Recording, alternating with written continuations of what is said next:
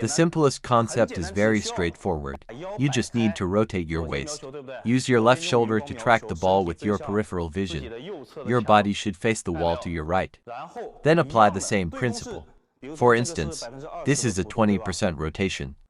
A quick counter drive uses 40 to 50%, and a loop requires 70 to 80%. The only difference is the amplitude of the waist rotation. Notice these three movements. I am not using my hand to make adjustments. The quick counter drive uses this range. I don't rely on my hand to change to a quick drive or a loop. It's all in the waist and hips. The drive uses a small rotation from the waist and hips. The counter drive uses a slightly larger rotation. The loop is even larger. So let me demonstrate for you with 3 balls. One by one, a drive, a quick counter drive, and finally a loop. It's that simple. There is no difference. This is the simplest method. This is why players like Zhendong, Ma Long practice drive every day. I told this to a student today. If your loop and drive aren't from the same framework, then why would we professional athletes practice drive daily? Why use it to warm up? They might just practice loops directly. The key point is that the loop is just an amplified version of the quick counter drive. You summarized it correctly. Let me give you a clear demonstration. Forehand drive. For a drive, this range is good. Notice my hand never changes. I just slightly increase the rotation amplitude. Just a tiny bit. For the counter drive, relax and tighten the waist. For the loop, it's the same fundamental principle. It's all within the same framework. I can instantly switch back to a quick counter drive. This is the quick counter drive. Give me more topspin so I can loop it. Is it the same structure? This is actually the 5th point I was going to explain. It's just levels 1, 2, 3, 4, 5, like gears. It's not like you need a new transmission for each gear. It's unnecessary. It's like driving a car. Your forehand is like driving the same car. You're not changing cars for each gear. You just have to learn one framework.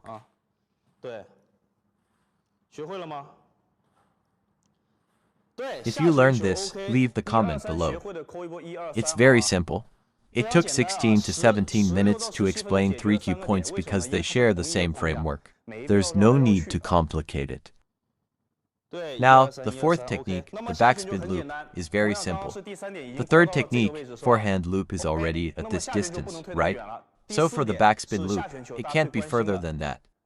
At this point, you might heard that many coaches will tell you to stay low. Like squat down, bend your knees lower, put the hand down like this. I will show you this move. Take a look. Now let's execute a drive. Again, this is incorrect because it disrupts the entire framework of the forehand. The basic foundation of drive, quick counter drive, and loop is not followed. Based on the previous 3 techniques, the backspin loop only requires you to lower your center of gravity. But I don't mean a deep squat. It's about pushing your hips back further. Notice when I push my hips back, my hips are already loaded and ready to drive forward.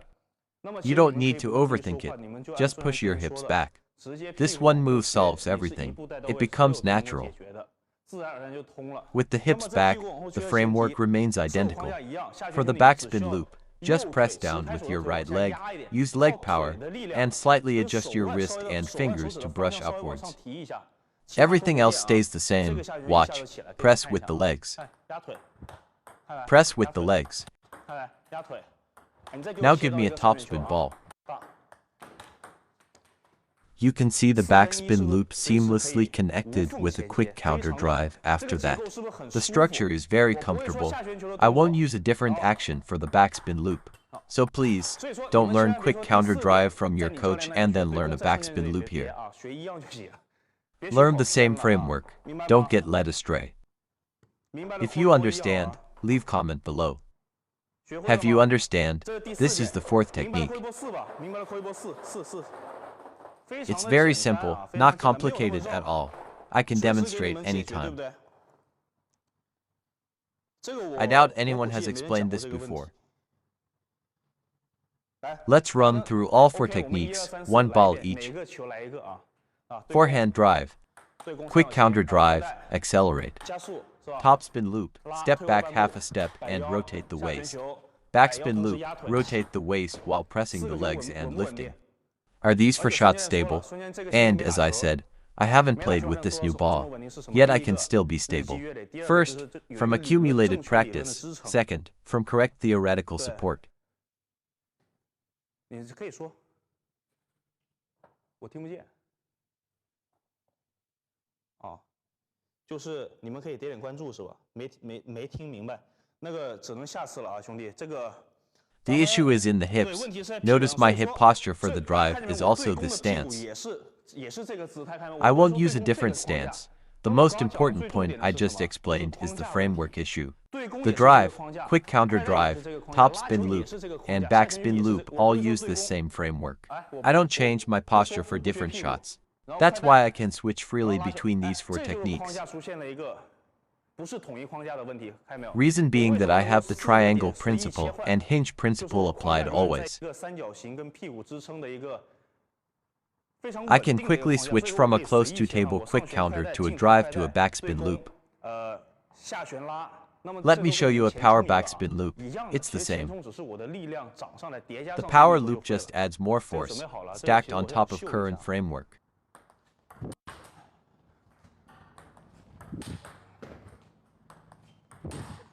I can control it anytime.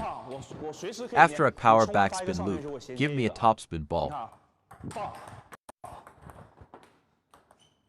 Watch, a power backspin loop, then topspin. The ball is too floaty and slow. Please serve with a more backspin and speed. That's right. You can see there's very little different in the movements. Everyone gets hung up on hand movements, but the action is the same. It's mainly adjusted by your center of gravity and the rotation amplitude of your waist, plus a slight change in forearm swing. For the drive, my forearm doesn't move much. For the quick counter drive, I open my forearm a little bit. That's enough. For the loop, I open it a bit more and rotate the waist more. That's sufficient. It's the same for the backspin loop. The backspin loop can open up, but it opens backwards, not downwards. This is a common mistake. Many players hear backspin and immediately sink their elbow down or bend over too much. You will sink your elbow down like this. It's incorrect, including squatting low, bending down, and moving your elbows a lot. Actually, the forearm should rotate from back to front. A bit rusty. Practice with your hips back. You can think of it that way. Have you learned these four? The backswing timing is different. You must watch the ball and judge the opponent's speed. Speed is rhythm. This introduces another problem. You must feel the ball in all shots. You must have this feeling during the ball contact. You might think you just swing and hit at the ball. Let me show you. You might think a counter drive is just this. But that's wrong. You're missing a step. How should it be?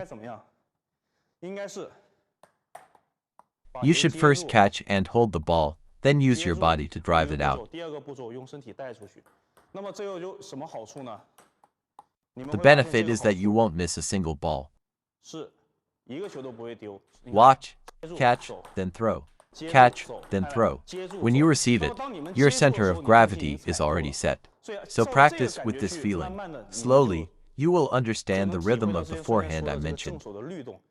This is why we have such a high success rate, especially with high-quality shots. We always have an extra step. What is it? An extra step? I catch the ball, then send it out. Catch, then send it out. Actually, all techniques are like this. For a drop short, catch it, then push it over. I talked about this before in a previous stream. Applying this here, I believe you will make a great leap. Watch me loop the ball with this in mind. We catch it. Catch it. Catch it. Catch it. Catch it. catch it. So the question you just asked about timing, don't focus on a fixed timing. Judge your timing based on the incoming ball. Serve a fast one. This ball is fast.